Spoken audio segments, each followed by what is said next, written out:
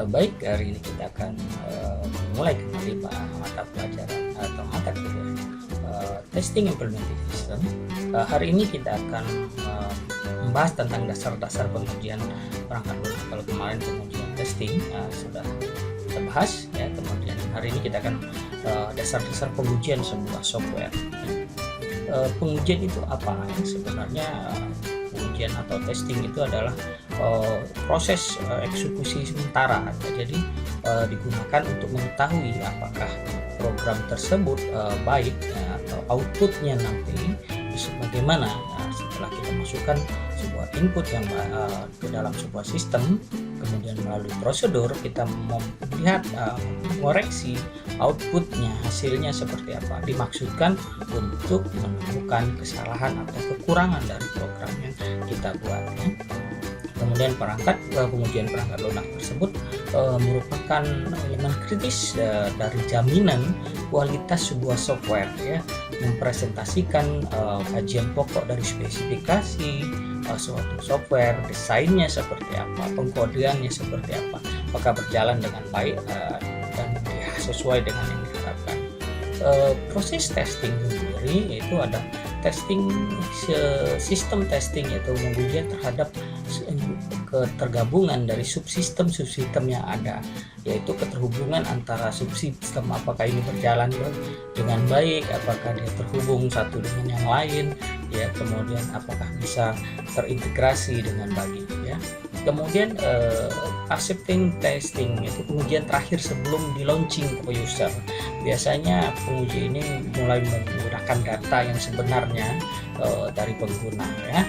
Kalau untuk yang komersil biasanya kalau kita menggunakan software yang di pasaran itu ada versi beta, versi alpha ya, kemudian di launching ke internet, kemudian kita gunakan ya, gimana hasilnya ya. Kalau misalkan dia baik, dia akan melihat respon terlebih dahulu kepada sebuah user penggunanya ya.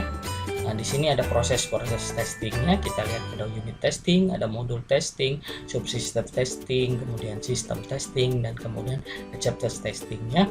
Kalau unit testing, modul testing itu baru komponen baru dikerjakan oleh user atau programmer untuk ngetes tes unit-unitnya atau modul-modulnya. Kalau sudah subsistem dan sistem itu sudah melihat keintegrasiannya, kesatuannya apakah bisa digunakan. Kalau acceptance testing, nah itu kita lihat sudah user yang melakukan testing atau versi beta tadi ya. Kemudian testing proses. Di sini komponen testing adalah pengujian komponen-komponen program, biasanya dilakukan oleh komponen developer ya. Kemudian integrasi testing yang pengujian oleh kelompok-kelompok komponen-komponen yang terintegrasi yang kita katakan tadi, apakah subsistemnya atau sistemnya dapat dilakukan dengan baik ya. Dilakukan oleh tim penguji yang independen. Jadi jadi kita bisa mengetahui masukan-masukan dari yang relevan dari para penguji ya. Kemudian rencana, nah ini rencana pengujian ya, harus ada rencana yang baik, yaitu proses testing ya, deskripsi fase-fase utama dalam pengujian, kemudian pelacakan kebutuhan atau keperluan atau yang dibutuhkan oleh user ya, kemudian item yang diuji apa saja ya, spesifikasi komponen yang ini, kemudian penjadwalan testing, kemudian pencatatan hasil dan prosedur dari testingnya, kemudian kita melihat juga kebutuhan hardware, software, dan kemudian kendala-kendalanya, misalkan kendala apa, misalkan stafnya, alat, waktu, dan lain-lain ya. Hubungan antara rencana pengujian dan pengembangan sistem, sini kita lihat ada spesifikasi kebutuhan, spesifikasi sistem, perencanaan sistem ya, kemudian detail perencanaan ya. Sini kita ada test plan, kemudian sistem integrasi plan, subsistemnya kita lihat di sini gambarannya. Kemudian setelah terakhirnya kita bisa memberikan layanan atau service kepada user yang akan menggunakan program kita atau software kita tersebut ya. Kemudian ada failure dan fault. Failure itu adalah output yang tidak benar atau tidak sesuai dengan yang kita inginkan atau ketika sistem dijalankan. Kalau fault ada kesalahan kode, source kode yang memungkinkan menimbulkan failure ya ketika kode tersebut dijalankan ya. Di sini ada deskripsi, ada failure class, kemudian ada deskripsinya ya.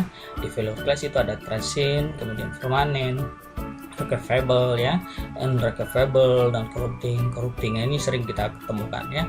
Ada kode-kode ketika menjalankan sebuah program atau aplikasi yang kita tes, ada pesan-pesan tertentu yang harus kita pahami dulu ya. Kemudian di sini ada tabelnya ya, seperti itu. Contoh seperti ini ya, ada contoh fault, error, and failure ya. Di sini kita lihat ada chartnya di sebelah kiri, kemudian ada listingnya. Di sini kita lihat ada kesalahan, ada beberapa failure yang menyebabkan error atau kesalahan kita lihat di situ ya. Lihat di bagian yang 6 ya, di situ ada C kali A plus 2B dan seterusnya. Yang di sini kita lihat di sebelah ini ada kesalahan. Ini akan menimbulkan sebuah kerancuan dari sebuah program ya. Nah, prioritas testing, hanya tes yang lengkap dapat meyakinkan sistem bebas dari kesalahan. Kan tetapi ini sangat sulit dilakukan ya. Walaupun versi misalkan Windows atau Office atau apa lain aplikasi platform besar juga masih mempunyai sebuah kekurangan-kekurangan. Itulah yang akan diuji oleh si penguji sebuah sistem. Prioritas yang digunakan terhadap pengujian itu melihat kemampuan sistem, bukan masing-masing komponennya. Pengujian untuk situasi yang tipikal lebih penting dibandingkan terhadap pengujian terhadap nilai batas ya.